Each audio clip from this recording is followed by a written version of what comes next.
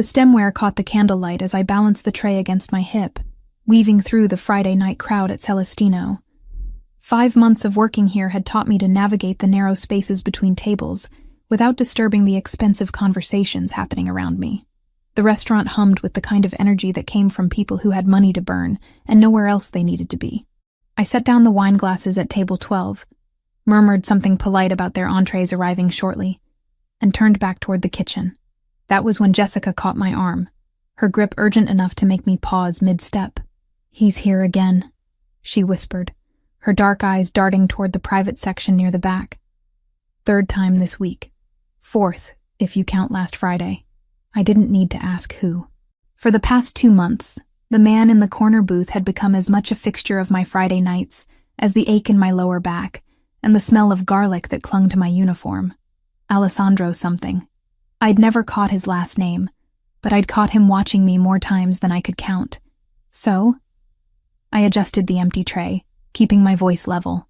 He tips well and doesn't complain. That's more than I can say for half the people here. Jessica's mouth curved into a knowing smirk. "Girl, he's not looking at you like a customer looks at a waitress. He's looking at you like nothing." I cut her off, already moving toward the kitchen. "Don't start with that. I'm not interested." The truth was more complicated than that. But I wasn't about to explain to Jessica why the weight of any man's attention made my skin crawl these days. 6 months since I'd fled my apartment in the middle of the night with nothing but a backpack and bruises hidden beneath my clothes. 6 months since Ryan. A month of couch surfing and panic attacks before I'd landed this job, this tiny studio apartment in a neighborhood that made my mother's warnings about New York seem quaint. I pushed through the swinging doors into controlled chaos. Marco, the head chef, was shouting in rapid Italian at one of the line cooks. Steam rose from pots that bubbled with sauces I could smell but never afford to taste. This was my world now. Small, contained, survivable. "Table 7 needs fresh bread," Marco called out when he saw me. "And VIP section wants you specifically. Table 16. My stomach dropped. Table 16. The corner booth. Him. "Can't Jessica take it? I've got 4 other tables." "He asked for you." Marco's tone left no room for argument. "Don't keep the man waiting, Cooper. He's important." I grabbed the breadbasket with hands that wanted to shake and forced them to steadiness. Important. Everyone at Celestino was important, at least in their own minds. The difference was that when Alessandro walked in, the entire staff stood straighter. Even Marco, who treated politicians and celebrities with equal disdain, showed deference to the man in the corner booth. The walk across the dining room felt longer than it should have. I kept my eyes on the breadbasket, on the crisp white tablecloth, on anything except the dark eyes I could feel tracking my approach. "Your bread, sir." I set the basket down with practiced efficiency, already turning to leave. "Wait." The single word froze me in place. His voice was quiet, almost gentle, but it carried weight. I turned back slowly, finally meeting his gaze. He was striking in a way that didn't photograph well, but commanded attention in person. Dark hair swept back from a face all sharp angles and shadows, with eyes so deep brown they appeared black in the candlelight. He wore a charcoal suit that probably cost more than 3 months of my rent, but he wore it like he'd forgotten he had it on. "Yes, sir? You've been working here 5 months." It wasn't a question, but I nodded anyway. "You're good at what you do. Efficient. Observant. You notice when someone's glass is empty before they realize it themselves." The compliment caught me off guard. Customers didn't notice things like that. They didn't notice me at all, which was exactly how I preferred it. "Thank you, sir. Is there something you need?" "Your name." "Haley." The word came out automatically before I could stop it, before I could remember that giving him even that small piece of myself felt dangerous. "Haley." He repeated it like he was testing how it felt. "I'm Alessandro Ferraro." The name meant nothing to me, but something in the way he said it suggested it should. I waited, uncertain what response he expected. Before either of us could speak again, the front door opened with more force than necessary. Cold November air rushed in, carrying with it a laugh I recognized with the kind of visceral dread that lived in my bones. Ryan. He stood in the entrance with a woman I didn't recognize draped on his arm. Blonde. Tall. Everything I wasn't. His eyes scanned the restaurant with predatory intent, and when they landed on me, his face split into a smile that made my blood run cold. "Cooper, what are you—" Jessica appeared at my elbow, then saw Ryan and went silent. "I need to go," I managed to say, but my feet wouldn't move. 6 months of running, of hiding, of building this careful new life, and he'd found me anyway. Ryan was walking toward me now, his companion forgotten. The restaurant noise faded to white static. I couldn't breathe, couldn't think, couldn't do anything except watch him close the distance between us. "Haley, there you are." His voice carried across the dining room, pitched to draw attention. "I've been worried sick. You just disappeared, babe." Didn't return any of my calls. The lie was so smooth, so practiced. In his version of events, I was the unstable one. The one who'd run away for no reason, who needed to be brought back, who belonged to him. "I don't know you," I said, but the words came out weak, unconvincing even to my own ears. "Don't be like that." Ryan reached for my arm, and I flinched back so hard I stumbled. Jessica caught me, her hand steady on my shoulder. "Sir, if you don't have a reservation—" Marco had materialized from the kitchen, his chef's whites still dusted with flour. "I'm just trying to talk to my girlfriend," Ryan said, all wounded innocence. "She's been having some troubles lately. Mental health issues. I'm sure you understand." The words hit like physical blows. This was his pattern, his method. Discredit me first. Make everyone see me as the problem, as someone who couldn't be trusted to know her own mind. "She's not your anything." Alessandro's voice cut through the tension like a blade. He hadn't raised his volume, but somehow everyone in the vicinity fell silent. "And you need to leave." Ryan's attention snapped to Alessandro, dismissal already forming on his face. Then something shifted in his expression. Recognition, or maybe just survival instinct. Whatever he saw in Alessandro made him take an involuntary step backward. "This is a private matter," Ryan tried, but the confidence had drained from his voice. "Nothing that happens in my establishment is private." Alessandro stood, and I realized for the first time how tall he was, how solid, how utterly unmovable he appeared. "You're disturbing my guests and harassing my staff. Leave now, or I'll have you removed." "Your establishment?" Ryan laughed, but it sounded hollow. "Since when do waitresses have—" "I finalized the purchase this afternoon." Alessandro's words were precise, controlled. "I own Celestino as of 4 o'clock this afternoon, which means I make the rules here, and my first rule is that you're no longer welcome." The revelation rippled through the staff. Marco's eyebrows rose toward his hairline. Jessica's grip on my shoulder tightened. I stood frozen, trying to process what I was hearing. Alessandro moved past me, placing himself between Ryan and me with deliberate physicality. "I'm going to walk you to the door now. You won't return. You won't contact Haley. You won't come within 2 blocks of this building. Are we clear?" Ryan's jaw worked as he calculated his options. His date had already disappeared, probably embarrassed by the scene. The other diners watched with the kind of fascinated horror people reserve for car accidents. "Crystal," Ryan finally spat. He turned his glare on me. "You always did need someone to fight your battles, didn't you?" Pathetic. The insult barely registered.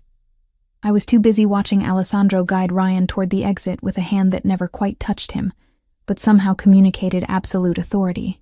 The door closed behind them, and the restaurant exploded into whispered conversations. "Girl," Jessica's voice was awed. "What just happened?" I had no idea. Alessandro returned moments later, his expression unreadable. He walked directly to me, and every instinct I had screamed to run, to hide, to make myself small and invisible again. "Are you all right?" he asked quietly. I nodded because I didn't trust my voice. "That man will not trouble you again. You have my word." He glanced at Marco, who still hovered nearby. "Haley should take the rest of the evening off. Paid, obviously. She's had a shock." "I don't need—" I started, but Alessandro held up a hand. "Please." The single word carried neither command nor plea, just a simple request. "Let me do this much."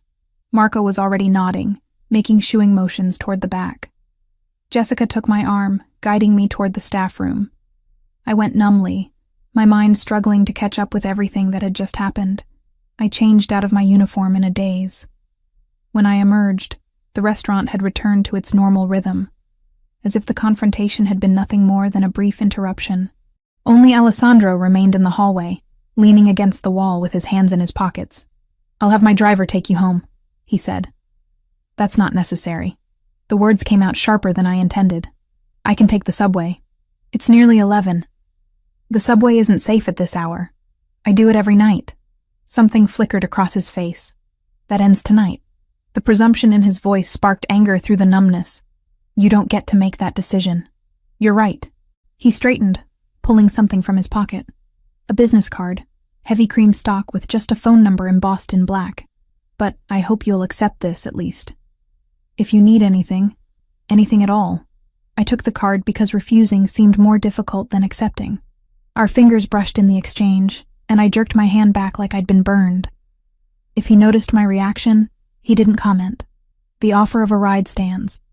My driver is waiting outside. I'm fine walking." I clutched my bag against my chest like a shield. "But thank you. For earlier. With Ryan. You don't need to thank me for basic human decency, Haley." The way he said my name, careful and deliberate, made something warm and terrifying unfurl in my chest. I shoved it down ruthlessly. "Good night, Mr. Ferraro." "Alessandro," he corrected gently. "And good night." I left through the back entrance, my heart hammering against my ribs. The November air bit through my thin jacket as I hurried toward the subway entrance 3 blocks away. I made it half a block before I realized a black car was crawling along the curb behind me, maintaining a careful distance. His driver, following me home whether I'd agreed or not. I should have been angry, should have been terrified by the presumption, by yet another man deciding what was best for me without asking. Instead, as I descended into the subway station and the car finally drove away, all I felt was a confusing mixture of relief and something dangerously close to gratitude. I pulled the business card from my pocket as the train rattled through the tunnel. Just a phone number. No name, no company. Just a lifeline I hadn't asked for but couldn't quite bring myself to throw away. Monday morning arrived with the kind of gray light that made Manhattan look washed out and tired. I showed up for my shift at Celestino 15 minutes early, as always, expecting the usual routine of prep work and coffee strong enough to strip paint. What I didn't expect was Marco pulling me aside before I'd even clocked in. "Cooper, we need to talk." He gestured toward his cramped office behind the kitchen, his expression unreadable. My stomach dropped. This was it. Alessandro had reconsidered whatever impulse had made him defend me Friday night, and now I was losing the one stable thing in my carefully reconstructed life. I followed Marco into the office, my mind already calculating how many shifts I could afford to miss before my landlord started the eviction process. The answer was 0. "There's been a change in your employment status," Marco said, settling into his chair. He pulled out a folder, flipped it open. "Effective immediately. You're being promoted to assistant manager. Salary is here." He slid a paper across the desk. I stared at the number. Read it 3 times to make sure I wasn't hallucinating. It was triple what I'd been making. Triple. I don't understand. Owner's orders. Marco's mouth quirked. "Apparently you made an impression." The warmth that had flooded through me at seeing the salary curdled into something cold and sharp. I didn't ask for this. Most people don't turn down a promotion, Cooper. Most people weren't offered one by a man who knows nothing about their work. I stood abruptly, the chair scraping against linoleum. "Where is he?" Marco checked his watch. "Probably won't be in until lunch service."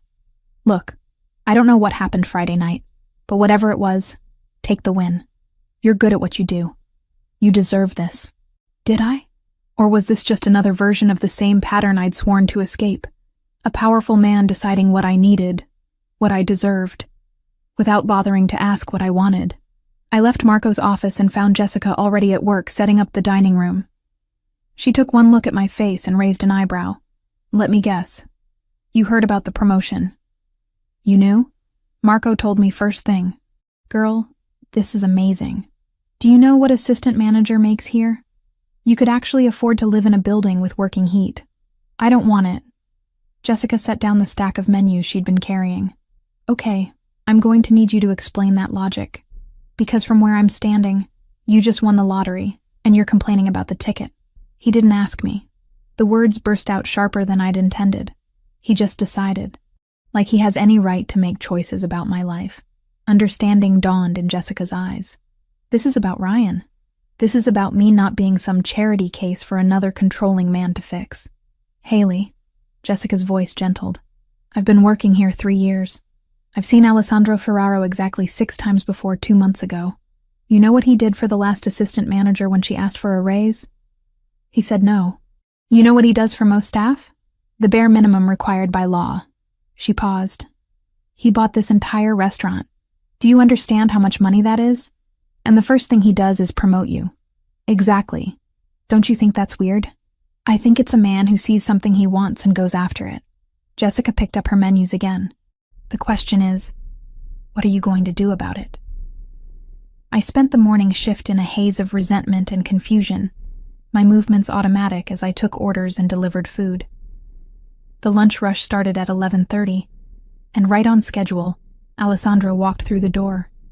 He looked different in daylight, less intimidating, almost approachable in dark slacks and a gray sweater that probably cost more than my monthly rent but looked comfortable. He scanned the dining room, found me immediately, and made his way to his usual table. I let him wait. Served 3 other tables first, refilled water glasses, checked on dessert orders. When I finally approached his table, my jaw was set and my resolve firm. We need to talk, I said without preamble. He glanced up from the menu he'd been pretending to read. Then talk. Not here. Marco's office. 5 minutes. I didn't wait for his response, just turned and walked away. My hands were shaking by the time I reached the kitchen, but I kept them steady through sheer force of will. Jessica caught my eye and gave me a thumbs up. Marco looked vaguely concerned but gestured for me to go ahead. Alessandro appeared exactly 5 minutes later, closing the office door behind him with a soft click. In the small space, he seemed larger than he had in the restaurant, his presence filling every corner. You're upset about the promotion, he said before I could speak. I'm upset that you made a decision about my life without asking me. I observed your work. You handle crises in the kitchen better than Marco does. You've talked down 3 separate drunk customers in the past month without security getting involved. You remember every regular's order and dietary restriction. You're wasted as a waitress. The compliments should have softened me, but they only stoked my anger higher. That's not the point. Then what is? You don't get to swoop in and fix things just because you have money and power. I'm not some project for you to improve. Something flashed in his eyes. Hurt, maybe, or anger. His jaw tightened almost imperceptibly. I'm offering you a fair wage for your skill set. If that offends you, I can retract the offer. Good. The word came out sharp. Do that. We stared at each other across Marco's cluttered desk, the air between us crackling with tension. Alessandro's phone rang, breaking the moment. He silenced it without looking away from me. I apologize, he said finally, each word measured and controlled. I should have consulted you first. That was presumptuous. The apology caught me off guard. Men like Ryan never apologized, never admitted fault. I just need you to understand that I can't. I stopped, unsure how to explain the panic that lived under my skin whenever someone tried to take control. I need to make my own choices.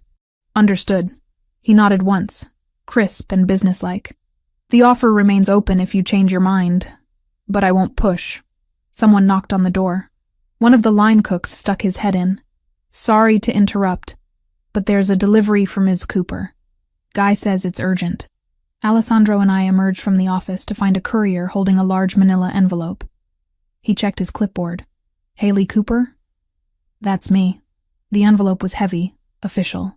My name and the restaurant's address were printed on the front in sterile block letters. My hands felt numb as I tore it open. Legal documents spilled out. A restraining order. Against me. Filed by Ryan Mitchell. Claiming I'd been harassing him with obsessive phone calls and threatening messages. It was dated Friday night, hours after the incident at the restaurant. The world tilted sideways. I grabbed the counter to steady myself, the papers shaking in my grip. Every word was a lie. But they were official lies, stamped and signed by a judge. Ryan's father was a judge. He had connections, resources, the ability to make his version of reality legally binding. Let me see that. Alessandro's voice came from somewhere far away. He took the documents from my nerveless fingers, his eyes scanning the text with rapid precision. His expression hardened with each line he read. "This is fabricated," he said flatly. "I know that. You know that. But his father is Judge Mitchell. Do you know how much power that is?" My voice cracked. "I can't afford a lawyer. I can't fight this. He's going to destroy me, and there's nothing I can do about it." Alessandro pulled out his phone and walked a few steps away, speaking in rapid Italian to someone on the other end. I heard words I recognized. Lawyer, immediately, false accusation, mixed with ones I didn't. He spoke with the kind of authority that suggested the person on the other end had no choice but to comply. When he ended the call, he came back to me. "My attorney will have this dismissed by end of business today. You can't just watch me." He held up the restraining order. "Ryan Mitchell has made a critical error. He filed false legal documents. That's a crime, and his father's position won't protect him from serious criminal charges if I choose to pursue them." "Why would you do this?" The question burst out of me. "You don't know me. You don't owe me anything. Because it's wrong." He said it simply, as if that explained everything. Because men like him rely on their victims being too afraid or too poor to fight back, and because you deserve better than to be terrorized by someone you had the courage to leave. My throat tightened with unshed tears. I refused to cry in front of him, in front of anyone. Tears were weakness, and I'd learned the hard way that weakness only invited more pain. Alessandro's phone buzzed. He glanced at it, then back at me. "My attorney needs some information from you. It won't take long." He paused. "May I add my number to your phone? As an emergency contact?" The request was so simple, so reasonable, but it felt like standing on the edge of a cliff, about to step off into empty air. "This doesn't make us—" I stopped, not sure how to finish the sentence. "Friends? Allies? Something more dangerous?" "It makes you someone I can help if you need it," Alessandro said quietly. "Nothing more, nothing less." I handed him my phone with trembling fingers. He typed in his number, saved it under just his first name, and returned the phone to me. His hand brushed mine in the exchange, warm and solid and real. "The restraining order will be withdrawn by 5 o'clock, he said. "Ryan will not file another one. You have my word." "How can you be so sure?" "Because I'm going to make it very clear to him that pursuing this further would be catastrophically stupid." The temperature in his voice dropped several degrees. "I have information about his business dealings that would interest several federal agencies. He'll make the smart choice." The casual way he said it should have terrified me. This was a man who collected information like weapons, who could destroy someone's life with a phone call. Instead, I felt nothing but bone-deep relief. "Thank you," I whispered. Alessandro's expression softened fractionally. "Go take your lunch break. You've had a shock. When you come back, we can discuss the promotion like rational adults, if you're willing." I nodded, not trusting my voice. Jessica materialized at my elbow as Alessandro walked away, guiding me toward the staff room with gentle efficiency. "Okay, spill," she said once we were alone. "What just happened?" "I don't know." I sank onto the battered couch, my legs finally giving out. "He's going to make the restraining order disappear. Just like that. Like it's nothing." Jessica sat beside me, her expression uncharacteristically serious. "Haley, I need you to listen to me. Alessandro Ferraro isn't just some rich guy who owns restaurants. People are scared of him. Important people. You saw how Marco acted Friday night. What are you saying?" "I'm saying be careful. He's interested in you. That much is obvious. But men like him don't do anything without expecting something in return." Her words echoed my own fears, but they rang hollow against the memory of Alessandro's controlled fury when he'd read that restraining order, against the gentle way he'd asked permission before adding his number to my phone. My phone buzzed. A text from an unknown number. "Restraining order withdrawn. Judge Mitchell has been formally walled off from anything involving you going forward. Ryan has been strongly encouraged to relocate out of state. You're safe now. A." I showed the message to Jessica. Her eyebrows rose toward her hairline. "Girl," she said slowly, "that man just made a legal problem disappear in under 2 hours. On a Monday. Do you understand how much power that takes?" I did. And it terrified me almost as much as it reassured me. My phone buzzed again. This time it was from Ryan's number. Just 3 words. "You'll regret this." My blood turned to ice. Alessandro had been wrong. Ryan wasn't smart enough to back down, wasn't rational enough to recognize when he was outmatched. He would keep coming, keep trying to hurt me, until one of us was destroyed. I forwarded the message to Alessandro without letting myself overthink it. His response came immediately. "Noted. Forwarding to my attorney. This constitutes harassment. Ryan is building his own legal grave." Then another message. "You're safe, Haley. I meant what I said." Jessica read the exchange over my shoulder and whistled low. "Okay. Maybe I was wrong. Maybe he's one of the good ones. There are no good ones," I said automatically, the words worn smooth by repetition. "Just ones who hide it better. Or maybe," Jessica said gently, "you're so used to men like Ryan that you can't recognize when someone actually gives a damn about you." I didn't have an answer for that. 2 weeks slipped by in a rhythm I hadn't expected to find comforting. Alessandro came to Celestino 4 times each week, always requesting a table in my section, always ordering the same dishes, always leaving before the restaurant closed. We spoke in careful pleasantries about the weather, the menu, nothing that ventured into personal territory. Jessica said it was the most restrained courtship she'd ever witnessed. I refused to call it courtship at all. The promotion sat between us like unexploded ordnance. I hadn't accepted it, but I hadn't formally declined either. Alessandro seemed content to let the question hang unanswered, which only made me more suspicious of his motives. Ryan had gone quiet. No messages, no surprise appearances, nothing. The restraining order had vanished from public record, as if it had never existed. Alessandro's attorney had sent me a brief email confirming everything was resolved, with a phone number to call if I needed anything else. I'd saved the number and tried not to think about how much that legal work must have cost.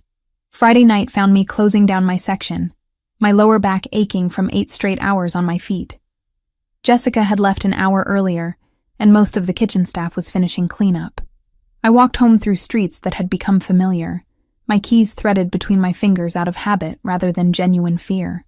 The November cold had teeth tonight, biting through my jacket and making my breath fog in the streetlight. I climbed the 4 flights to my apartment, already mentally cataloging what I had in the fridge that could pass for dinner. Probably nothing. Maybe I'd just go straight to bed. My door was unlocked. I stopped on the landing, staring at the handle that sat slightly ajar. I never left it unlocked. Never. My hand moved to my pocket, fingers closing around my phone. But I didn't pull it out yet. Maybe I'd forgotten this morning. Maybe I was so tired that I'd walked out without checking. I pushed the door open slowly. The apartment was destroyed. Drawers pulled out and emptied onto the floor, couch cushions slashed, books swept from their shelf, my few possessions scattered like debris from an explosion. And in the center of it all, sitting in my one kitchen chair with his arms crossed, was Ryan. "Hello, babe." His voice was pleasant, conversational. "We need to talk." Every muscle in my body locked. Fight or flight screamed through my nervous system, but I couldn't do either. I could only stand frozen in the doorway, keys cutting into my palm. "How did you get in here?" "I didn't need a key to get in, Haley. You never were very observant." He stood, and I took an involuntary step backward. "You've made my life very difficult, Haley. I think you owe me an apology. Get out." My voice came out steadier than I felt. "Get out, or I'm calling the police." "Are you?" Ryan moved closer, backing me into the hallway. "Because I've been thinking about that restraining order. The one your new boyfriend made disappear. That was illegal, you know. I could press charges. Against you, against him. Imagine what the police would think when they heard you've been sleeping with a criminal to get favors. I haven't been sleeping with anyone. Doesn't matter what's true. Matters what people believe." His hand shot out, faster than I could dodge, and grabbed my upper arm with bruising force. "You humiliated me, in front of everyone. You think you can just walk away from me and start a new life? You think some restaurant owner is going to protect you? Pain radiated from where his fingers dug into my arm. I twisted, trying to break free, but his grip only tightened. With my free hand, I managed to unlock my phone screen, fingers shaking as I pulled up Alessandro's contact and hit the location share button. It took 3 tries, my hands trembling too badly to be precise. "Let go of me," I said through gritted teeth. "Not until you understand. You belong to me, Haley. You always have, and I'm going to make sure everyone knows it. Your boss, your coworkers, everyone who thinks you're some innocent victim." His face was inches from mine now, breath hot and sour. "I'm going to destroy that pretty little story you've built." The phone buzzed in my hand. A message from Alessandro. "On my way. 12 minutes. 12 minutes. I just needed to survive 12 minutes. You're scared," Ryan observed with satisfaction. "Good. You should be. Do you know what I've been through because of you? The lawyers, the threats, having to explain to my father why his name was attached to a failed restraining order? You've made me look weak. You are weak." The words escaped before I could stop them. "You've always been weak. That's why you need to control me. Because without someone to push around, you're nothing." His hand moved from my arm to my throat in one fluid motion. Not squeezing. Not yet. Just resting there with implicit threat. "Say that again." I couldn't speak.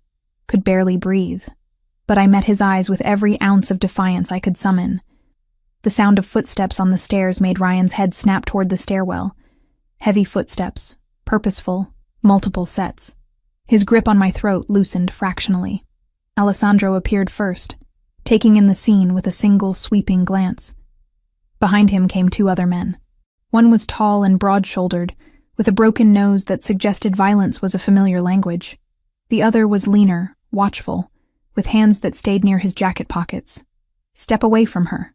Alessandro's voice was absolutely calm, which somehow made it more terrifying than if he'd shouted. "Right now." Ryan's hand fell away from my throat. He manufactured a smile, the kind that used to charm my friends and confuse my family. "This is just a misunderstanding. Haley and I were having a discussion. Couple stuff, you know how it is. We're not a couple," I managed to say, my voice rough. "We haven't been for 6 months."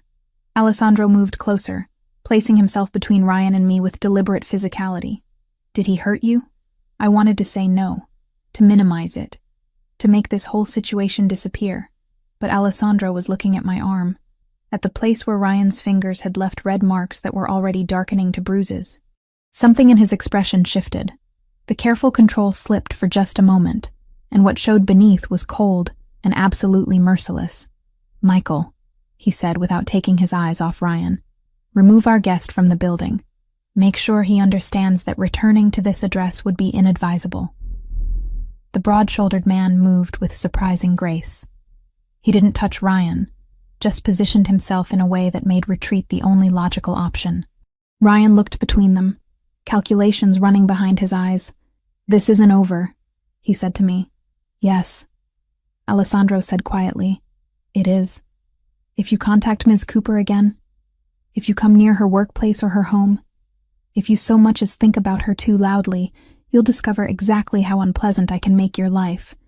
Am I being clear? You're threatening me in front of witnesses.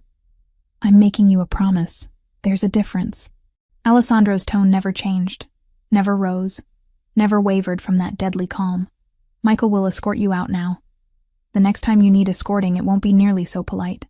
Ryan looked at me one last time, something like hatred burning in his eyes, then let himself be guided toward the stairs.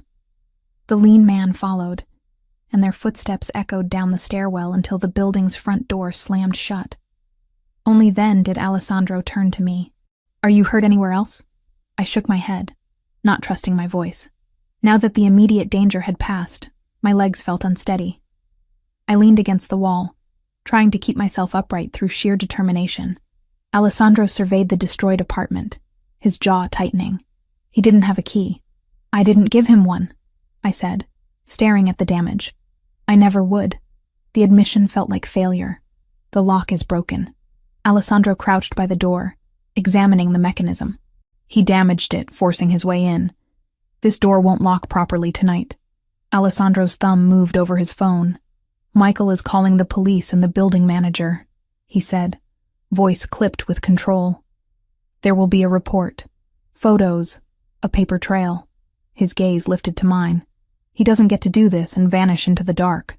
I'll wedge a chair under the handle. I've done it before. He stood, brushing off his hands. You're not staying here. I don't have anywhere else to go. There's a hotel 3 blocks from Celestino, the Meridian. I'll take you there tonight. Tomorrow we can discuss a more permanent solution. The presumption in his voice sparked anger through my shock. You can't just decide that. I can, and I am. He pulled out his phone. You're in shock. Your apartment is compromised, and your ex-boyfriend just demonstrated that he has no regard for your safety. Those are facts. The logical response is to remove you from this location immediately. I can't afford a hotel. The words came out sharp, humiliating. I can barely afford this place. Alessandro didn't even pause. I'm paying for it. No. I pushed off from the wall, anger giving me strength. I don't want your charity. I don't want to owe you anything. Something flashed across his face. Frustration, maybe, or hurt. This isn't charity. This is basic human decency. You're not safe here. Let me help you. Why? The question burst out of me. Why do you care?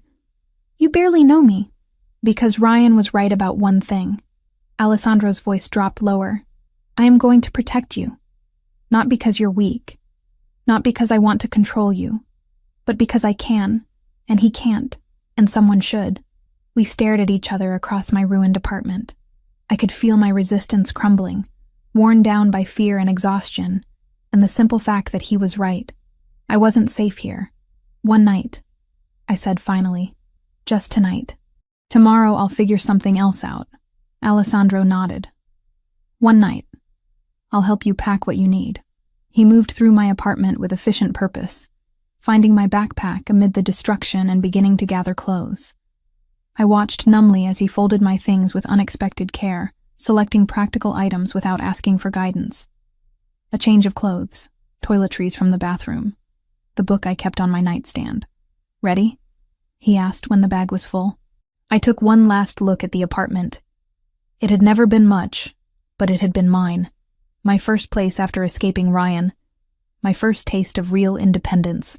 Seeing it destroyed felt like watching a piece of my hard-won freedom crumble. Yes, I whispered.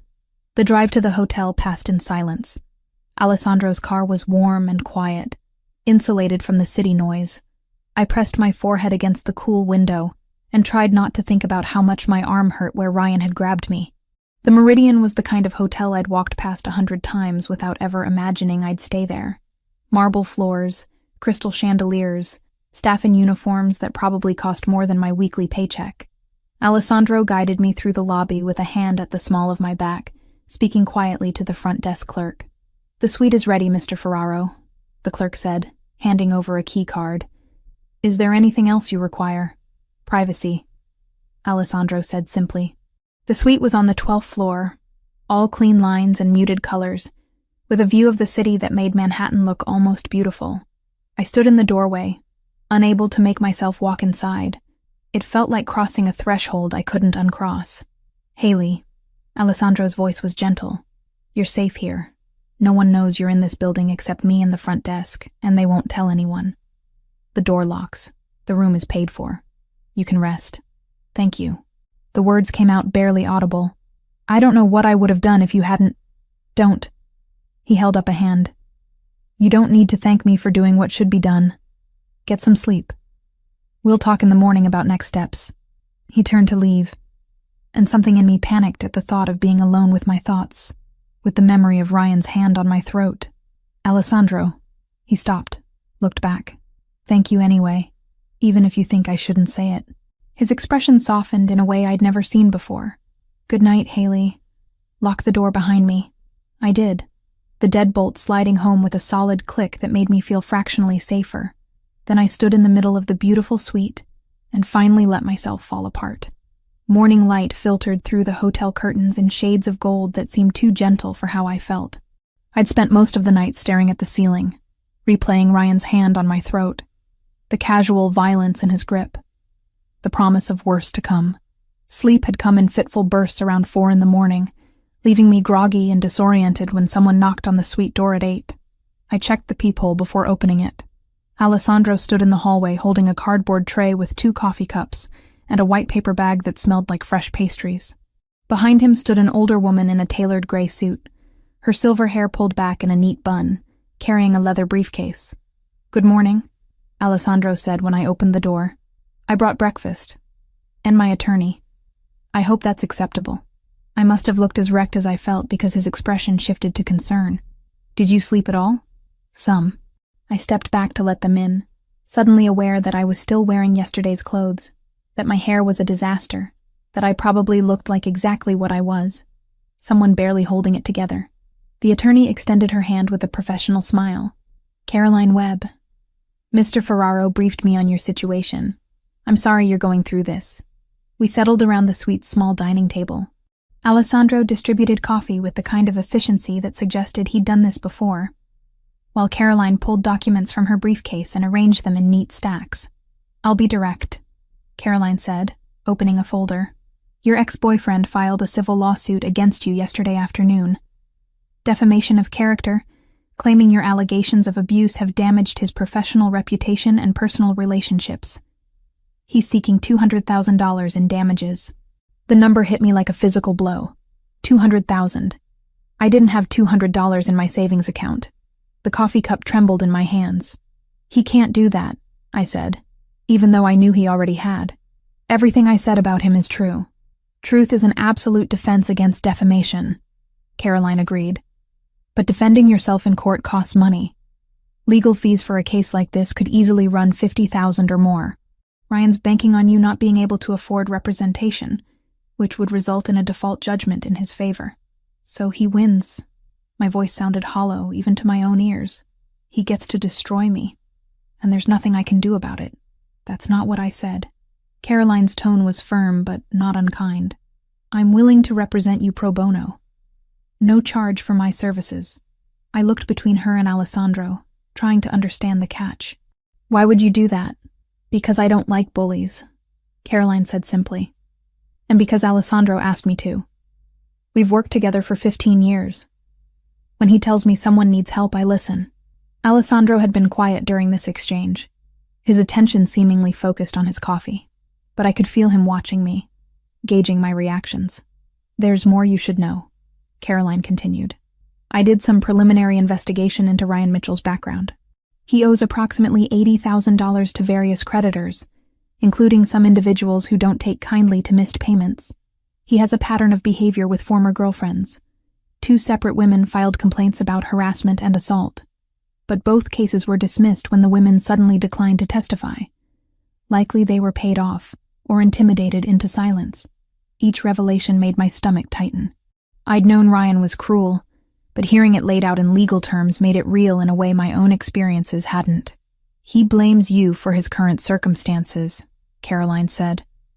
"The loss of social standing, the financial pressure, probably other things that have nothing to do with you, but that he's decided to attribute to you anyway. Men like him need someone to blame for their failures. What do I do?" The question came out small, defeated. "First, you stop blaming yourself." Caroline's voice softened. "Second, you let me handle the legal aspects. Third, and this is important, you accept that you're not safe in your current living situation and make appropriate arrangements." I looked at Alessandro. "You told her about the apartment." "I told her you needed options," he corrected. "The offer stands. I own a property in Chelsea. There's a vacant unit on the 5th floor. It's yours for 6 months while we resolve this situation legally. Rent-free." I can't accept that. The refusal was automatic, trained into me by years of independence hard-won and fiercely guarded. "Why not?" Alessandro's question was genuine, not challenging. "Because I don't want to owe you. Because accepting help feels like giving up control. Because—" I stopped, unable to articulate the tangle of pride and fear and exhaustion that made the idea of being indebted to anyone unbearable. "Because you're used to men who help only when they want something in return," Caroline finished quietly. I understand that impulse, but sometimes accepting help is the strongest thing you can do. Alessandro set down his coffee cup with deliberate care. I'm not Ryan. I'm not going to hold this over you or use it as leverage. You need a safe place to live. I have one available. The math is simple. Nothing about this is simple. I stood, needing to move, to put distance between myself and their reasonable arguments. You're asking me to move into an apartment you own. Let your attorney represent me for free. Except that you'll just fix all my problems because you've decided to. How is that different from Ryan deciding what I needed and making choices for me? Alessandro's jaw tightened, the first sign of frustration I'd seen from him. The difference is I'm asking, not telling. You can say no. You can walk out of this hotel right now. Go back to your broken apartment. Face Ryan alone with no resources and no protection. That's your choice to make, not mine. The bluntness of his words stung because they were true. I didn't have other options. I'd been running on pride and stubbornness for so long that I'd forgotten how to recognize genuine help when it was offered. I need time to think, I said finally. Of course. Caroline began gathering her documents. Take all the time you need. My contact information is in here. She handed me a folder. Call me when you're ready to discuss the lawsuit defense. Or don't. But know that the offer remains open. They left together, and I was alone again with my coffee going cold and my thoughts spiraling. The suite felt too large, too quiet, too much like a cage even though the door was unlocked and I could leave whenever I wanted. I spent the rest of Saturday in that hotel room, ordering room service I barely touched and avoiding the calls from Jessica that started around noon.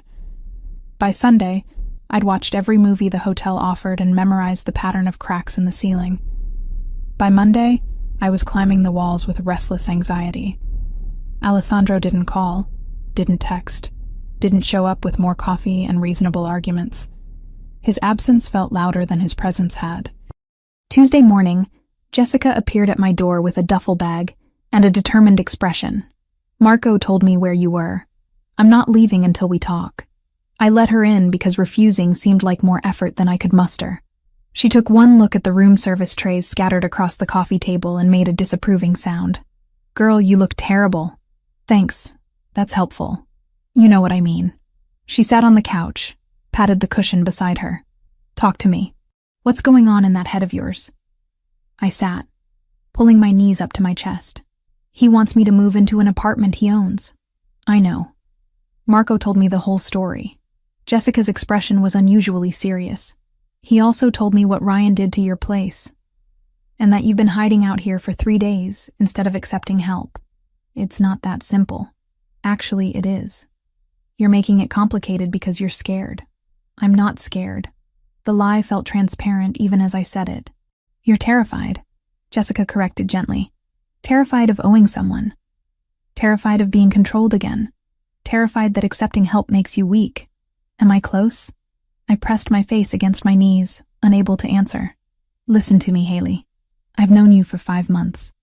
In that time, I've watched you work double shifts to pay rent, seen you skip meals to save money, heard you turn down every offer of help like it's poison. She paused. And I've also seen the way Alessandro looks at you. That man is not trying to control you. He's trying to help you. There's a difference. How can you be sure? Because controlling men don't ask permission. They don't respect boundaries. They don't hire expensive attorneys and then disappear for 3 days to give you space to think. Jessica took my hand. Ryan conditioned you to see kindness as manipulation. But not everyone is Ryan. Her words settled into the quiet spaces of my thoughts, finding cracks in my defenses. What if I accept, and he expects something in return? Then you leave. You have that power. You've always had it. Jessica squeezed my hand. But I don't think he will. And I think you're using that fear as an excuse not to let someone care about you. I wanted to argue, to defend my carefully constructed walls. But exhaustion had worn me down to something closer to honesty. I don't know how to do this, I whispered. I don't know how to accept help without feeling like I'm giving up pieces of myself. Maybe that's the point. Maybe accepting help isn't about giving up anything. Maybe it's about admitting you deserve to have people in your corner. We sat in silence for a while, Jessica's presence steady and grounding. Finally, she pulled out her phone and set it on the coffee table between us. Call him. Thank him properly for what he's done. And if you want to accept the apartment, accept it. If you don't, tell him no, and we'll figure something else out together. But stop torturing yourself by sitting here alone. She left the phone and let herself out, giving me privacy I hadn't asked for but desperately needed. I stared at the phone for 20 minutes before I picked it up. Alessandro answered on the second ring. Haley, just my name, but I could hear the question in it. Are you all right? No, I admitted, but I will be, I think. What do you need? The question was so simple, so open. Not what he thought I needed, not what he'd decided was best. Just asking. I need to accept your help, I said, the words coming easier than I'd expected. The apartment, the attorney, all of it. If the offer still stands. It does. His voice warmed perceptibly. When would you like to see the place? Now, if that's possible. I can't stay in this hotel anymore. I'm losing my mind. I'll be there in 10 minutes. He arrived in 8, looking like he'd run the whole way. His hair was slightly disheveled, his jacket unbuttoned, and there was actual relief in his expression when he saw me. You're sure about this? He asked. No, but I'm doing it anyway. Something like respect flickered across his face. That's the bravest thing you could have said. The drive to Chelsea passed in comfortable silence. Alessandro didn't push me to talk, didn't ask questions, just let me exist in the quiet space of the car while the city rolled by outside. The building was beautiful in an understated way. Red brick with white trim, a small courtyard garden, security cameras discreet but visible. The lobby was clean and well-maintained without being ostentatious. 5th floor, Alessandro said, leading me to the elevator. Corner unit. It's been vacant for about 6 months. I had it cleaned and furnished last month. Just basic pieces, but you can add whatever you'd like. The apartment took my breath away. Hardwood floors, large windows that let in afternoon light, a kitchen with actual counter space, a bedroom that could fit more than just a bed. It was twice the size of my old place, 100 times nicer, and the rent would normally be completely beyond my means. The building has security, Alessandro was saying, walking me through the space. Cameras in the lobby and hallways, coded entry at the front door. The locks are new. I had them changed last week. You'll be the only one with a key. Last week, I repeated. You did this last week, before you knew if I'd accept. He had the grace to look slightly embarrassed. I wanted to be prepared if you said yes. That's incredibly presumptuous. Yes, he agreed. It is. I apologize. I walked to the windows, looking down at the street below. People hurried past, wrapped in scarves and winter coats, living their normal lives. From up here, the city looked manageable instead of overwhelming. Thank you, I said without turning around. For this. For the attorney. For showing up when I needed help. For respecting my space when I needed time. For all of it. I heard him move closer, stopping a careful distance behind me. You're welcome. For what it's worth, I don't do this lightly. Involving myself in someone's life. But something about you. He stopped, searching for words. You deserve to feel safe. Everyone does. But you especially. Why especially? Because you're still fighting. After everything he put you through, you're still standing. That takes strength most people don't have. I turned to face him. He was close enough that I could see the amber flecks in his dark eyes. The faint lines at the corners that suggested he didn't smile often, but sometimes did. I'm not as strong as you think I am. You're stronger. His voice was certain. Moving into this apartment doesn't make you weak or indebted or anything except smart. It makes you someone who recognizes when accepting help is the strategic choice. Strategic, I echoed, almost smiling. Is that what we're calling it? Would you prefer I call it what it is? Me wanting to make sure you're safe because the alternative is unacceptable? His expression turned serious. I sleep better knowing you're in a building with security cameras and working locks. Call it selfish if you want, but it's true. The admission hung between us. Honest and vulnerable in a way I hadn't expected from him. I'll take it, I said. The apartment. For 6 months, like you offered. And I'll pay you back somehow, when this is all over. There's nothing to pay back. But if it makes you feel better to think of it as a loan, We can call it that. It does make me feel better. He nodded, understanding in his expression. Then it's a loan. Interest-free, due whenever you decide you're ready. The terms were ridiculous, the kind of loan no bank would ever offer. But I accepted them anyway because I needed the illusion of control even if we both knew it was exactly that. An illusion. When can I move in? Whenever you'd like. Today, if you want. I can have Michael help bring over whatever you need from your old apartment. The thought of going back to that destroyed space made my chest tighten. But I needed my things. The few possessions that mattered to me. Today would be good, I said, if it's not too much trouble. It's not. He pulled out his phone, sent a quick text. Michael will meet us there in 30 minutes. We'll get what you need, bring it back here, and you can start settling in. Just like that. Just like that, he confirmed. It seemed impossible that my life could shift so dramatically in the span of a single conversation. But when we left the apartment an hour later with Michael's help to retrieve my belongings, I felt something I hadn't felt in months. Hope. Maybe Jessica was right. Maybe accepting help wasn't weakness. Maybe it was the first step toward building something that actually felt like home. 3 weeks in the Chelsea apartment had done something I hadn't expected. It had given me back my ability to sleep through the night. The building was quiet, in a way my old place never had been, insulated from street noise by good windows and actual insulation. My neighbors were professionals who nodded politely in the hallway, but respected boundaries. The security cameras in the lobby made me feel protected instead of watched. Jessica noticed the difference immediately when I showed up for my shift on a Wednesday morning.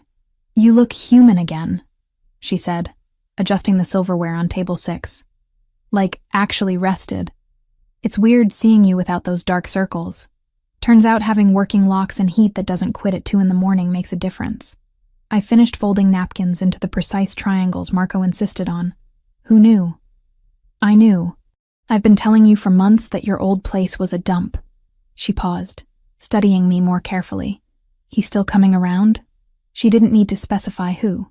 Alessandro had maintained his pattern of dining at Celestino 4 times a week, always ordering the same dishes, always leaving before closing. But something had shifted in the past 3 weeks. He'd stopped by the apartment twice to check the security system, once to replace the smoke detector batteries I hadn't known needed replacing, another time to show me how to use the building's emergency protocols. Each visit had been brief, professional, respectful of my space. He checks in, I said carefully. Make sure everything's working properly. Uh-huh. Jessica's expression suggested she knew there was more to the story than I was saying. And you're okay with that? The checking in? I thought about how to answer honestly. A month ago, the idea of anyone having that kind of access to my life would have sent me into a panic. Now, knowing Alessandro was paying attention to things like smoke detectors and door locks made me feel cared for in a way I wasn't ready to examine too closely. I'm okay with it, I said finally. He's not intrusive. He's just protective, Jessica finished. The man is protective of you. And you're starting to like it. I didn't say that. You didn't have to. It's all over your face. She grinned. For what it's worth, I think it's good. You deserve someone who gives a damn. The dinner rush that night was particularly intense. A corporate party had booked half the dining room, and they wanted everything immediately and perfectly. I spent 3 hours running between the kitchen and tables, managing complaints about minor imperfections and soothing egos bruised by having to wait for their food. Alessandro arrived at 8, settling into his usual corner table with a book I couldn't see the title of. I brought him water without being asked, already anticipating his order. Busy tonight, he observed, glancing at the corporate crowd that was getting progressively louder with each round of wine. They're celebrating closing some deal. They'll be here until we kick them out. I pulled out my order pad. The usual? Please. He closed his book, giving me his full attention in that way he had that made me feel like the only person in the room. How's the apartment? Any issues? It's perfect, really. You don't need to keep checking. I'll decide what I need to check. There was no heat in the words, just statement of fact. The heat is adequate. The hot water pressure is good. Everything is more than adequate. It's the nicest place I've ever lived. I meant it as simple truth. but something in his expression softened at the admission. Good. That's good. I was about to head to the kitchen with his order when the sound reached us. Sharp, unmistakable. 3 cracks in rapid succession that made everyone in the restaurant freeze. Gunshots. Close. Too close. Alessandro was on his feet instantly, phone already to his ear. Michael. Status. He listened for 3 seconds. Lock it down. Send everyone home now. Yes, including the kitchen. Marco appeared from the back, his face pale. Was that what I think it was? 3 blocks south. Alessandro's voice was absolutely controlled, but I could see tension in the line of his shoulders. Close the restaurant. Send your staff home with security escorts. No one walks alone tonight. You can't just... Marco started, then seemed to remember who he was talking to. Yes, sir. Right away. The restaurant dissolved into organized chaos. Staff members grabbed coats and bags, while Alessandro made rapid calls arranging transportation. The corporate party sobered up fast, calling their own cars with shaking hands. Within 20 minutes, Celestino was empty except for Marco, Alessandro, Jessica, and me. Jessica. Alessandro turned to my friend. Michael is outside with a car. He'll take you wherever you need to go. I can take the subway. Michael will take you. It wasn't a request. Jessica met my eyes, saw something in my expression, and nodded. Thanks. Haley, I'll call you tomorrow.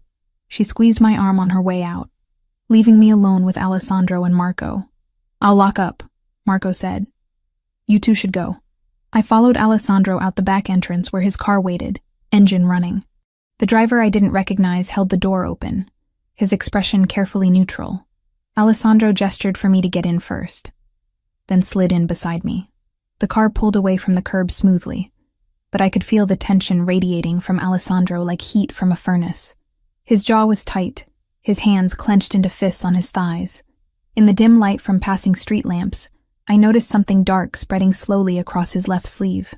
You're bleeding, I said, the words coming out sharper than intended. It's nothing. Let me see. I reached for his arm, and he pulled away slightly. Haley, it's just a graze. I've had worse. The casual way he said it made my blood run cold. A graze from what? Those gunshots? I was closer than I should have been. It's already stopped bleeding. I'll clean it when I get home. Or you could let me clean it at my apartment since we're going there anyway. I kept my voice level, but my hands were shaking. You said I needed an escort home. Fine. But you're going to let me look at that wound. He studied me for a long moment, then nodded once. If it will make you feel better, it will. The rest of the drive passed in heavy silence. When we reached my building, Alessandro dismissed his driver with instructions to return in an hour. I led him upstairs, hyper-aware of his presence behind me, of the way he moved with careful precision that suggested pain he was hiding. Inside the apartment, I pointed to the bathroom. Sit on the edge of the tub. I'll get supplies. He obeyed without argument, which told me the injury was worse than he wanted to admit. I found the first aid kit he'd insisted on stocking in my bathroom cabinet weeks ago, and returned to find him carefully peeling off his jacket and rolling up his shirt sleeve. The wound was a deep gash across his upper arm, still oozing blood. Not life-threatening, but definitely more than a graze. This needs stitches, I said, opening the kit with trembling hands. It's fine. Just clean it and wrap it. Alessandro, I can't go to a hospital. Too many questions. His eyes met mine, and I saw something raw in them. Please, just do what you can. I wanted to argue, but the look on his face stopped me. Instead, I soaked gauze in antiseptic and began cleaning the wound as gently as I could. He didn't flinch, didn't make a sound, just sat perfectly still while I worked. What happened? I asked quietly. And don't tell me it was random violence. Those shots were too close to the restaurant to be coincidence. Alessandro was silent for so long I thought he wouldn't answer. Then, do you really want to know? Once I tell you, you can't unknow it. I want to know. I pressed clean gauze against the wound, applying pressure. I think I deserve to know why someone shot at you close enough that I heard it. He took a breath, let it out slowly. There's a Russian organization that's been trying to expand into territory I control. Shipping routes, primarily. We've been negotiating, but talks broke down last week when they realized I wasn't going to concede the ports. Tonight was their way of sending a message. What kind of message? That they know about you. His voice went flat. They've been watching the restaurant. They know you work there. They know you live in a building I own. They're trying to figure out if you're valuable enough to me to be used as leverage. The gauze in my hands went still. Used as leverage for what? To make me give them what they want. Territory, money, concessions. They think if they threaten you, I'll fold. He looked up at me, his expression harder than I'd ever seen it. They're not entirely wrong. The implication settled over me like cold water. This is about me. They shot at you because of me. No. His hand caught mine, stopping my movements. They shot at me because they're desperate and stupid. You're not responsible for what they choose to do, but I am the reason you're a target. I've been a target my entire adult life, Haley. That's not new. What's new is having someone I care about potentially in their crosshairs. He released my hand, letting me go back to bandaging. Which is why I need to give you an option. My hands resumed their work automatically while my mind raced ahead. What kind of option? I have connections. People who can create new identities, relocate people safely. I can have you out of the city in 48 hours. New name, new job, new life somewhere they'll never find you. You'd be completely safe. The offer hung in the air between us, stark and final. He was giving me an escape route, a way out of the danger that came with knowing him. I should have been grateful. Should have been already planning what to pack. No, I said simply. Haley, no. I finished wrapping the bandage, securing it with careful precision. I'm not running again. I spent 6 months running from Ryan, and it didn't make me safe. It just made me alone. This is different. These people are dangerous, I know. You've made that clear. I stepped back, meeting his eyes. But here's what you don't seem to understand. I'm tired of running. I'm tired of letting fear make my decisions. And I'm tired of men telling me what's best for me without asking what I actually want. What do you want? His voice was quiet, intense. I want to stop feeling like my life is something that happens to me instead of something I choose. I wrapped my arms around myself, suddenly cold despite the bathroom's warmth. I want to feel like I matter to someone without it being about control or ownership. The words caught in my throat. What I wanted was standing in front of me, wounded and worried, and offering me safety at the cost of everything else. I want to stay, I finished softly. Here. In this apartment, at my job, in this city. With you in it. Something shifted in Alessandro's expression. The careful control cracked, showing something raw and unguarded beneath. He stood slowly, favoring his injured arm, and moved close enough that I could feel the heat of him. You don't know what you're saying. You don't understand what being close to me means. Then explain it to me. I refused to step back, refused to let fear win again. Tell me exactly what it means so I can make an informed choice instead of one made out of panic. It means security escorts, limited freedom, always looking over your shoulder. It means people like the Russians will see you as a weapon to use against me. His jaw tightened. It means I'll do everything in my power to keep you safe. But there are no guarantees. No promises that nothing will ever happen. Life doesn't come with guarantees. My voice was steadier than I felt. Ryan taught me that. The difference is with you, I get to choose. You're not forcing me into anything. You're offering me options and respecting whatever I decide. You're right, I am. He lifted his uninjured hand, fingers hovering near my cheek without quite touching. But I need you to be absolutely certain. Because if you stay, if you choose this, I won't be able to let you go. The admission hung between us, heavy with meaning. This wasn't about protection anymore. This was about something neither of us had been willing to name until now. I'm certain, I whispered. His control finally snapped.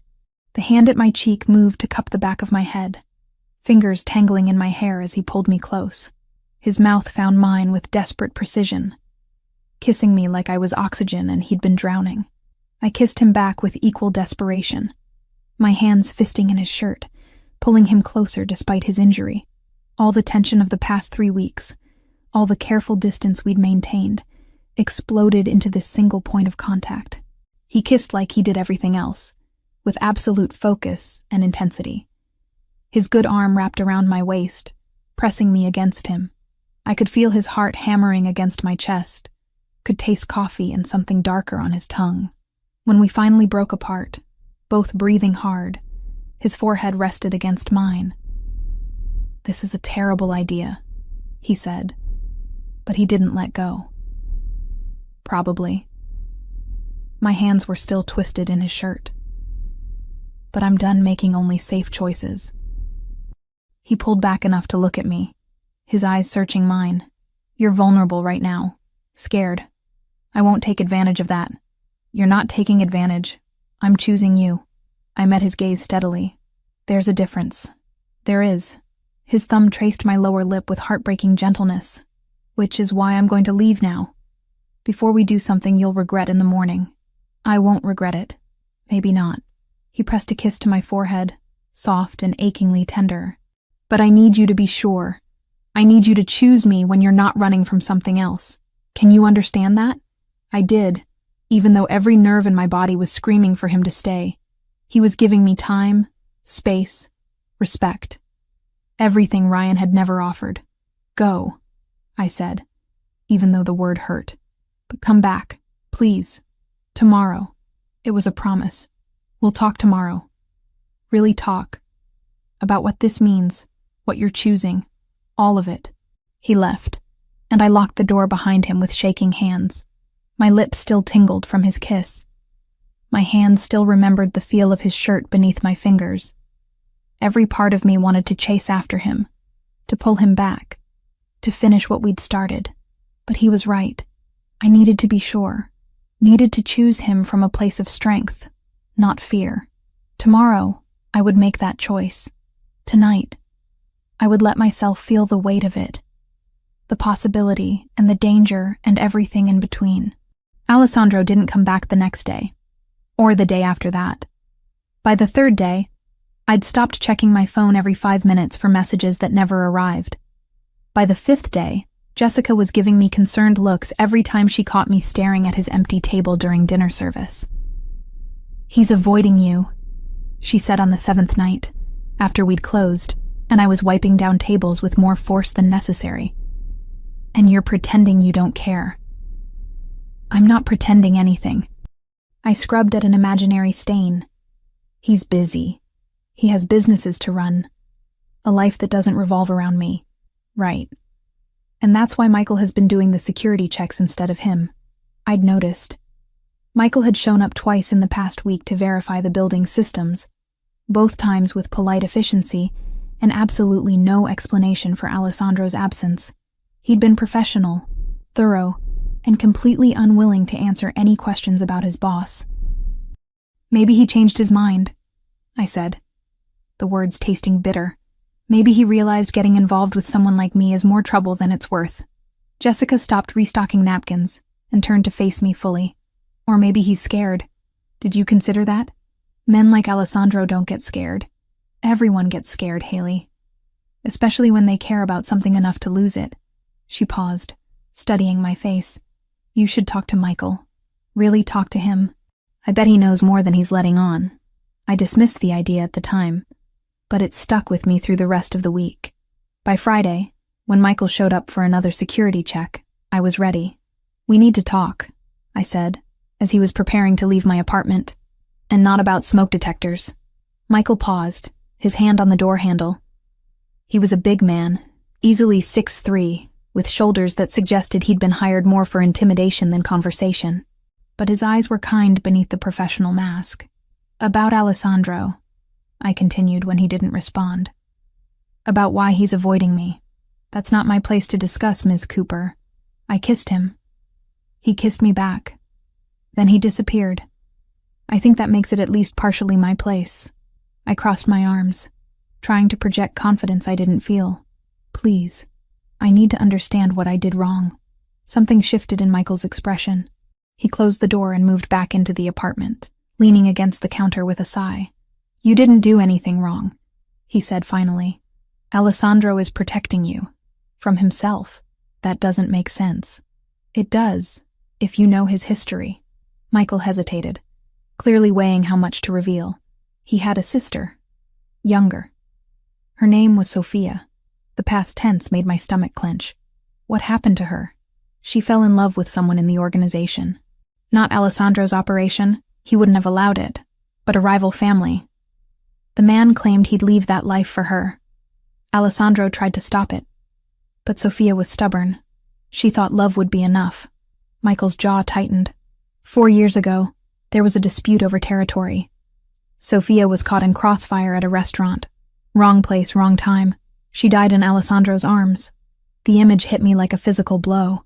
I thought about Alessandro's careful control, his insistence on my safety, the way he'd offered me an escape route instead of asking me to stay. He swore after that he'd never put someone he cared about in danger again. Michael continued. Never let anyone close enough to be used as leverage. And then you showed up, and he couldn't help himself. He's been watching you for months, trying to convince himself to walk away, but he can't. And that terrifies him. So he's avoiding me because he cares about me? The irony was almost painful. He's avoiding you because last week's shooting made him realize you're already in danger just by knowing him. And he can't bear the thought of you ending up like Sophia. Michael straightened. That's why I'm telling you this, Ms. Cooper. If you're going to pursue this, you need to understand what you're asking him to overcome. It's not just about danger. It's about 4 years of grief and guilt. After Michael left, I sat on my couch for an hour, processing everything he'd told me. Alessandro wasn't avoiding me because he'd changed his mind. He was avoiding me because he was terrified of losing me the way he'd lost his sister. I pulled out my phone and sent a text to Michael. What's Alessandro's office address? The response came immediately, along with a warning. He won't be happy, I told you. I'll take that risk. The address led me to a building in the financial district, all glass and steel and the kind of anonymous corporate presence that didn't draw attention. I talked my way past building security by claiming I had a delivery, then took the elevator to the 15th floor. Alessandro's office was at the end of a quiet hallway. Through the frosted glass door, I could see his silhouette at a desk, phone pressed to his ear. I knocked before I could lose my nerve. The conversation stopped mid-sentence. I'll call you back, he said. And moments later, the door opened. He looked exhausted. Shadows under his eyes suggested he'd been sleeping as poorly as I had. His shirt was wrinkled, tie loosened, and there was coffee staining his cuff. When he saw me, something like pain flashed across his face. Haley, what are you doing here? Michael told me about Sophia. I pushed past him into the office before he could close the door. About what happened to her. About why you've been avoiding me. Alessandro's expression closed off immediately. Michael had no right. He had every right. Someone needed to tell me the truth instead of letting me think you'd just decided I wasn't worth the trouble. I turned to face him. Anger and hurt and understanding all tangled together. You can't protect me from everything, Alessandro. And you can't make my choices for me. I watched my sister die because she chose to be with someone in this life, he said, his voice raw. I held her while she bled out on a restaurant floor. Do you understand what that means? What it did to me? I understand that it was tragic and unfair, and not your fault. I took a step closer, but I'm not Sophia. And you're not the person who killed her. You can't punish yourself forever for something you couldn't control. I can keep you safe by staying away from you. No, you can't. The Russians already know about me. They already see me as leverage. Staying away won't change that. It'll just make me face it alone instead of with you. I moved closer still, until I was near enough to see the gold flecks in his dark eyes. I'm choosing this, Alessandro.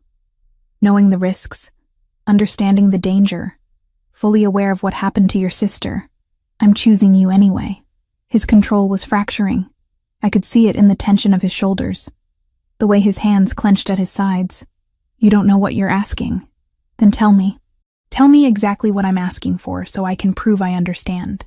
You're asking me to let you into a world where violence is currency and loyalty is survival. You're asking me to care about you knowing that caring makes you a target. You're asking me to trust that I can keep you safe when I couldn't keep my own sister safe. His voice cracked on the last word. I can't lose someone else. I can't. You won't. I closed the final distance between us, placing my hands on his chest, where I could feel his heart racing. Because I'm not going anywhere. Not because you're protecting me, but because I'm strong enough to stand beside you. There's a difference. For a long moment we stood frozen, his eyes searching mine for certainty. Then something in him broke. His arms came around me, pulling me close with desperate intensity. "I can't stay away from you," he said against my hair. "I've tried. These past 7 days have been torture." "Then stop trying." I pulled back enough to look at him. "Stop protecting me from yourself and let me in. Really in. All the way." His mouth found mine in answer, the kiss deeper and more certain than the one we'd shared in my bathroom. This wasn't desperation or fear. This was choice. His hands framed my face like I was something precious, and I kissed him back with everything I had. When we finally broke apart, both breathing hard, he rested his forehead against mine. "No more avoiding," he said. "No more pretending I can walk away. But you need to promise me something." "What?" "If it gets too dangerous, if I tell you to run, you run. No arguments, no hesitation. You trust me enough to do that." "I promise." The words came easier than I'd expected because I understood what he was really asking. Not for obedience, but for the assurance that I valued my own life enough to protect it. "Then we're doing this." He pulled back, his expression still serious but lighter somehow. "Really doing this. You and me." "You and me," I agreed, and for the first time in a week, I felt like I could breathe properly. The next 2 weeks were a revelation. Alessandro stopped treating me like something fragile that might shatter under pressure. We fell into a rhythm of dinners at my apartment, conversations that lasted until 2 a.m, stolen kisses in the back hallway of Celestino when he thought no one was watching.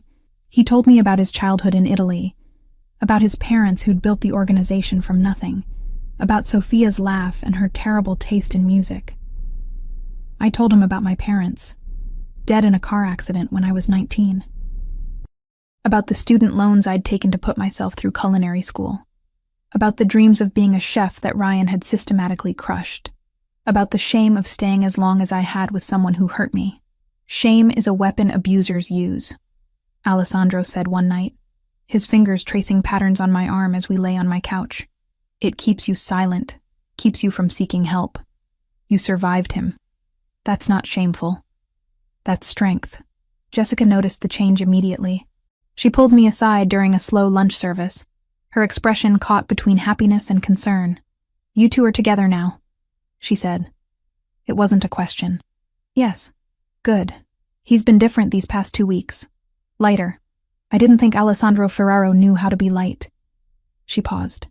"Just promise me you're being careful. Not just physically, emotionally. I promise. Because I see the way you look at him, girl, and I see the way he looks at you. This isn't some casual thing. This is real." She was right. What Alessandro and I had was terrifyingly real, built on honesty and trust, and the kind of vulnerability neither of us had offered anyone else. It should have scared me. Instead, it felt like the first genuine thing I'd had in years. The charity event was Alessandro's idea. A small fundraiser for a children's hospital, he explained. Low-key, minimal publicity, just local business people supporting a good cause. I could wear something comfortable, meet a few of his associates, leave whenever I wanted. I borrowed a wine-colored dress from Jessica, simple and elegant without being flashy. Alessandro picked me up in his car, and the approval in his eyes when he saw me made me feel beautiful in a way I hadn't felt in years. The event was exactly what he'd promised, understated and genuine. I met his business partners, shook hands with people whose names I recognized from news articles, drank champagne that probably cost more than my weekly paycheck. Alessandro kept his hand at the small of my back, a constant warm presence that made navigating the unfamiliar social territory bearable. We were leaving when someone asked for a photo.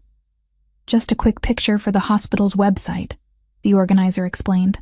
Alessandro looked at me, silently asking permission. I nodded. The photo was innocent, his arm around my waist, both of us smiling at the camera, nothing scandalous or newsworthy. I forgot about it the moment it was taken. 3 days later, it was everywhere. Someone had posted it to social media with a caption identifying Alessandro by name. From there, it spread, shared, commented on, dissected by people who had opinions about who Alessandro Ferraro spent time with and why. I was working a dinner shift when Michael appeared, his expression grim. He spoke quietly to Alessandro, who'd been dining alone at his usual table. I watched Alessandro's face harden, watched him pull out his phone and scroll through something that made his jaw clench. He stood abruptly and crossed to where I was refilling water glasses. "We need to go. Right now. I'm in the middle of my shift. Marco will understand." "Michael, bring the car around to the back entrance." His hand found mine, squeezing once. "Please, Haley. Trust me." The urgency in his voice cut through my confusion. I followed him to the back, calling an apology to Jessica as we passed. She waved me on, her expression worried but understanding. In the car, Alessandro finally showed me his phone. The photo from the charity event, reposted dozens of times with increasingly speculative captions. But that wasn't what made my blood run cold. It was the message he'd received an hour ago. A photo of me leaving Celestino that morning, edited to show a red laser sight centered on my back. "The Russians," I whispered. "They're escalating, making it clear they know exactly where to find you." His voice was controlled, but I could hear the fury beneath it. "I'm pulling you from the restaurant effective immediately. You're not to go anywhere without security. Anywhere at all. For how long? Until I eliminate the threat." He met my eyes. "I know you want autonomy. I know you hate feeling controlled. But this is non-negotiable. Your safety comes first." I wanted to argue, wanted to insist I could still live my life despite their threats. But the image of that laser sight kept flashing through my mind. "Okay," I said quietly. "What do you need me to do?" Relief washed over his features. "Stay at the apartment. Michael will be stationed in the building. Jessica can visit, but only after being cleared by security. I'm handling the Russian problem personally." "How?" His expression went cold. "You don't want to know." He was probably right. But as we drove through the city toward my apartment, past people living normal lives without death threats and organized crime, I wondered what exactly I'd chosen. Not just Alessandro, but everything that came with him. When we reached the building, Alessandro walked me up himself. At my door, he pulled me close, holding me like he was afraid to let go. "This will be over soon," he promised, "and then we can have something that looks like normal." "I don't think we're built for normal," I said, but I held him just as tightly. After he left, I called Jessica. She answered on the first ring. "I heard what happened," she said immediately. "Marco told everyone. Are you okay?" "I'm safe. Scared, but safe." I sank onto the couch, exhaustion catching up with me. "Jessica, I don't know if I can do this. Living in fear, having security escorts, knowing there are people who want to hurt me just because of who I care about. Then you know how he feels every single day," she said gently. "Welcome to loving someone whose life comes with complications." The word hung between us. Love. I hadn't said it yet, hadn't let myself think it. But Jessica was right. This was what love looked like in Alessandro's world. Fierce and protective and terrifying. "I'll come by tomorrow," Jessica promised. "Bring food and terrible movies. We'll get through this." After we hung up, I sat alone in my apartment, doors locked and security systems armed, and thought about choices. I'd chosen Alessandro knowing the risks. Now I had to prove I was strong enough to live with those consequences. 4 days of protective custody had taught me several things about myself. First, I was terrible at sitting still. Second, daytime television was designed to slowly erode human intelligence. Third, I missed Alessandro with an intensity that surprised me, even though he called twice daily and visited every evening after handling what he vaguely referred to as negotiations. I was pacing the apartment for the 100th time that Thursday afternoon when my phone buzzed with a text from Jessica's number. Relief flooded through me. She'd said she'd try to visit today if security cleared it. But the message made my stomach drop. "Haley, I need you. I'm at your old apartment. Ryan showed up. I'm scared. Please come. Can't talk. He might hear." My fingers flew across the screen trying to call her back. The number rang once, then went to an automated message saying the line was disconnected. I tried again with the same result. Ryan. At my old apartment. with Jessica trapped there somehow. My mind raced through scenarios. None of them good. Jessica must have gone to retrieve something I'd left behind. And Ryan had been waiting. He knew we were friends. He'd use her to get to me. I grabbed my coat and keys, my hands shaking so badly I dropped them twice. The security guard Michael had stationed in the building lobby, a quiet man named David, stood as I rushed toward the exit. "Ms. Cooper, you're not supposed to leave without— My friend is in trouble. She's with my ex. He's dangerous." The words tumbled out in a rush. "I have to help her." David's hand moved to his phone. "Let me call Michael first. We can send someone." "There's no time. She texted 5 minutes ago. If Ryan realizes she contacted me—" I didn't finish the sentence. Couldn't articulate the worst-case scenarios spinning through my mind. "Ms. Cooper, my orders are clear. You don't leave this building without proper security escort." "Then come with me." I was already pushing past him toward the door. "But I'm going whether you follow or not." He reached for my arm, but I was faster, fueled by panic and the desperate need to help Jessica the way she'd helped me. I burst through the front entrance and into the street, already scanning for a taxi. The hand that grabbed my other arm was too strong, too practiced. Before I could scream, something pressed against my mouth. Cloth. Chemical sweet. The world tilted sideways as I tried to fight, tried to remember the self-defense moves I'd never actually practiced. But my limbs weren't responding properly, and the street was spinning. And then everything went dark. I woke to the smell of rust and motor oil. My head pounded with a rhythm that matched my heartbeat, and when I tried to move, I discovered my hands were bound behind me with something that cut into my wrists. Zip ties, I realized distantly.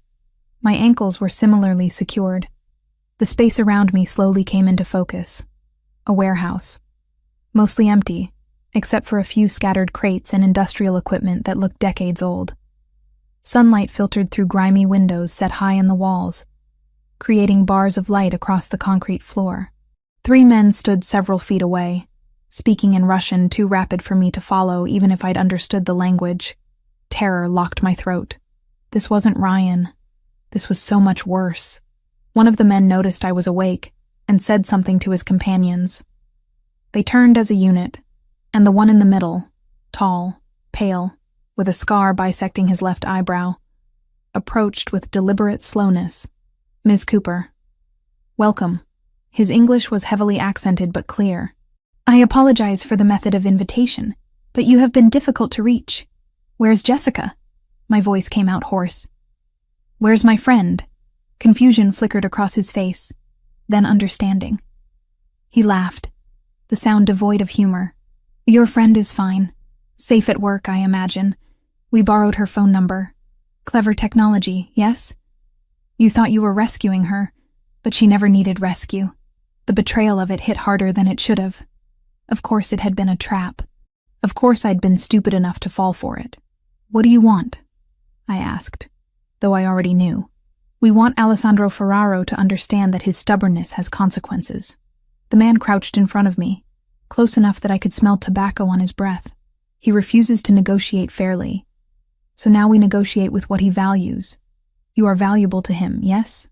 I wanted to lie. To claim Alessandro meant nothing to me. That kidnapping me would accomplish nothing. But the Russians had done their research. They'd seen the photo, tracked the pattern of his protection, understood exactly how valuable I was.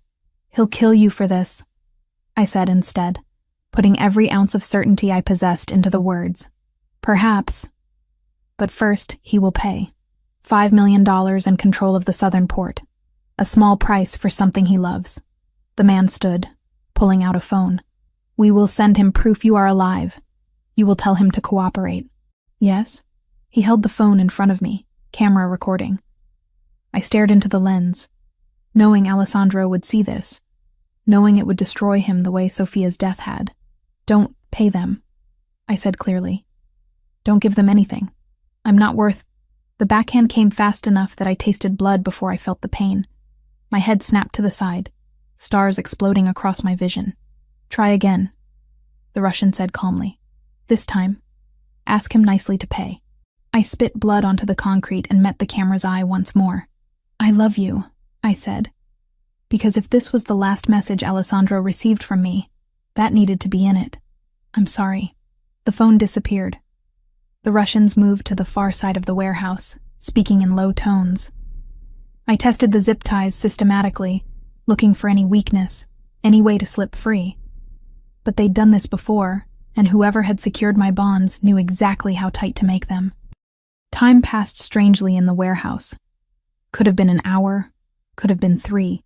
The sunlight shifted across the floor, tracking the afternoon's progress. I thought about Alessandro receiving that video, about the expression on his face when he saw me bound and bleeding, about Michael and Jessica and everyone who'd told me to be careful, to stay put, to trust that I was protected. I'd been so arrogant, thinking I could handle this world, thinking love and determination were enough to survive the kind of danger Alessandro lived with daily. The sound of an engine outside made all 3 Russians tense. The leader barked orders, and the other 2 pulled weapons from their jackets. Guns, matte black and professional. They took positions near the warehouse's main entrance, a massive rolling door that looked like it hadn't moved in years. "Your hero arrives," the leader said to me. Right on schedule. So predictable. These men in love. The door began to rise with a mechanical screech that set my teeth on edge. A figure stood silhouetted in the opening. Alessandro, alone, carrying a black duffel bag that presumably held $5 million in cash. "Don't come in!" I shouted, my voice cracking. "It's a trap!" He came in anyway, because of course he did. His eyes found me immediately, and I watched something in his expression fracture at seeing me tied and injured. But his voice when he spoke was absolutely controlled. "I have what you asked for. Let her go. First, we verify the money." The Russian leader gestured to one of his men, who advanced toward Alessandro with weapon drawn. Everything happened at once.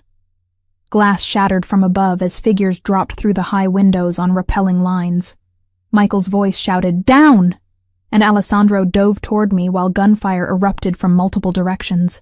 The warehouse transformed into chaos, shouting in Russian and English, the sharp crack of weapons, the smell of cordant burning in my nose.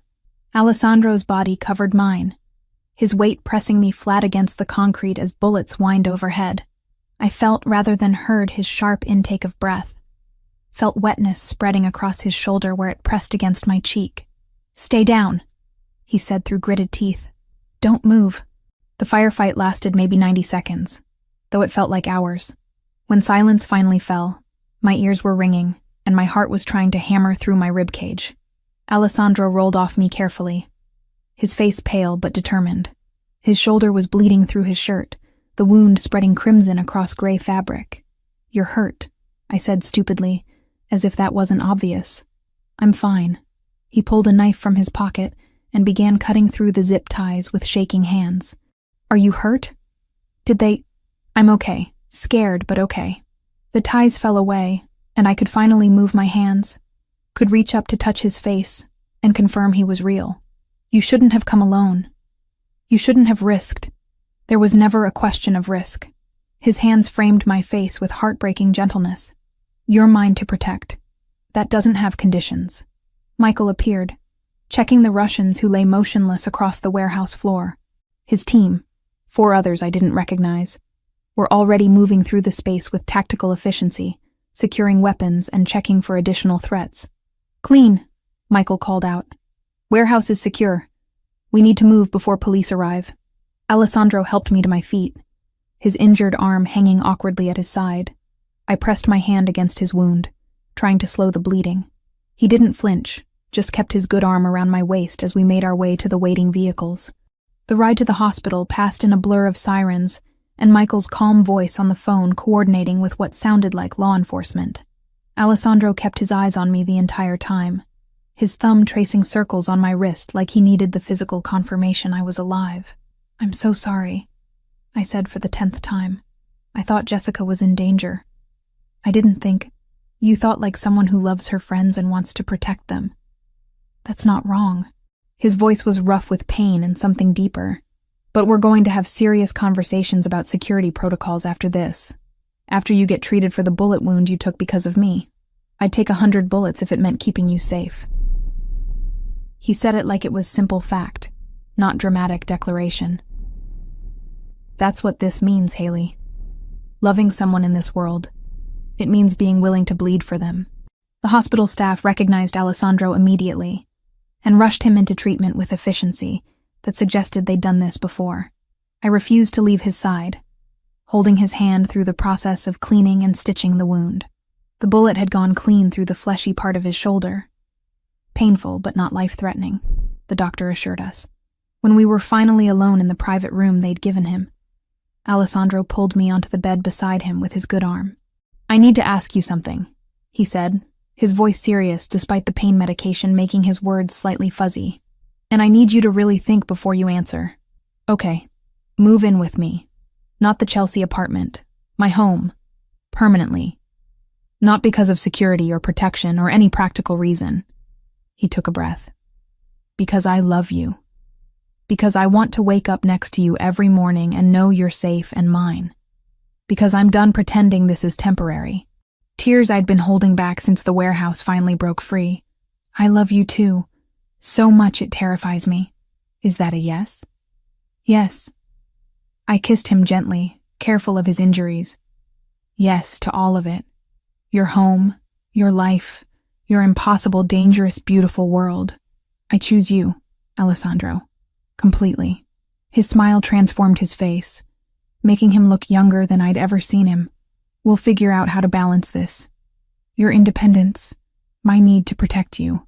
We'll find a way to make it work." "I know we will." 3 months later, I stood in Celestino's kitchen beside Jessica, reviewing the menu changes we'd implemented since Marco had promoted us to co-managers. The restaurant had thrived under our joint leadership, and I'd finally achieved the dream I'd thought Ryan had killed, being a real chef, creating dishes that people traveled across the city to taste. "The reservation book is full for the next 2 months, Jessica said, scrolling through her tablet. "We might need to hire another sous chef if this keeps up." "Good problems to have." I glanced at the engagement ring Alessandro had given me 2 weeks ago. Simple, elegant, exactly what I would have chosen. The wedding was planned for April, just a small ceremony with people who mattered. My phone buzzed with a text from Alessandro. "FBI raid went perfectly. Russian operation completely dismantled. You're safe now. Really, truly safe." It had taken months of careful evidence gathering, of Alessandro working with federal authorities to document everything the Russians had done. The kidnapping had given them all the justification they needed to move aggressively. Every member of the organization was now facing charges that would keep them locked away for decades. And Ryan had been arrested last month for conspiracy, fraud, and a dozen other charges after Alessandro had provided recordings of his dealings with the loan sharks who'd cooperated with authorities in exchange for reduced sentences. He'd be in prison for the next 10 years, minimum. "You okay?" Jessica asked, noticing my distraction. "I'm perfect." And I meant it. For the first time in my adult life, I felt genuinely safe, genuinely loved, genuinely certain of my choices. That evening, Alessandro picked me up from work in his car. The drive to his home, our home now, took us through Manhattan as the sun set, painting the buildings in shades of copper and gold. He reached across to take my hand, lacing our fingers together. "Have I told you today that I love you?" "Only twice." "You're slacking." "I love you." He kissed my knuckles. "I love your stubbornness and your courage, and the way you refuse to let me make decisions for you. I love you too. Even though you're overprotective and controlling and sometimes impossible." "Only sometimes?" I laughed, and it felt like freedom. This life we were building together wasn't perfect or safe or anything like normal. But it was ours, chosen with full knowledge and open eyes, built on trust and honesty, and the kind of love that could survive bullets and betrayal and everything in between. "Only sometimes," I confirmed, and kissed him as the city lights came alive around us, promising tomorrow and all the tomorrows after that.